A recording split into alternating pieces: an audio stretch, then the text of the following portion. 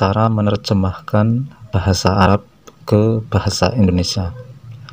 Oke, langsung saja saya contohkan. Saya masuk dulu ke WhatsApp. Terus di sini ada yang mengirim pesan menggunakan bahasa Arab, teman-teman. Ini dia. Kita klik.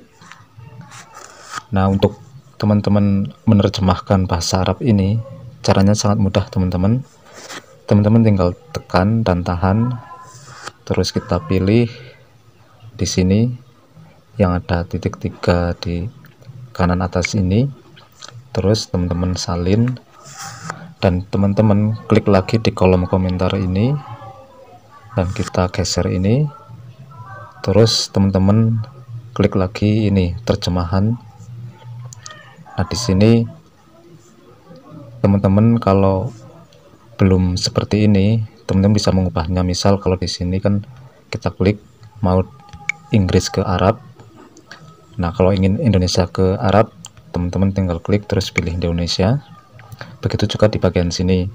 Kalau teman-teman misalkan ingin menerjemahkan dari bahasa Indonesia ke bahasa lainnya, tinggal klik di sini.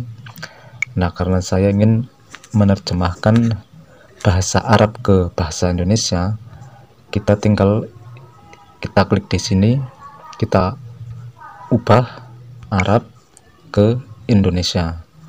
Nah, tinggal kita tekan dan tahan di bagian kolom ini, terus kita tempel. Nah, maka ini teman-teman artinya atau terjemahannya, yaitu hai, apa kabar, di mana kamu sekarang, lama tak jumpa. Nah, inilah arti atau terjemahan dari pesan yang ada di atas ini, teman-teman. Nah, caranya sangat mudah untuk mengetahui atau menerjemahkan bahasa Arab ke bahasa Indonesia. Oke, teman-teman, inilah tutorial saya kali ini. Mudah-mudahan bermanfaat. Terima kasih sudah menonton. Nantikan video-video saya yang berikutnya. Sekian.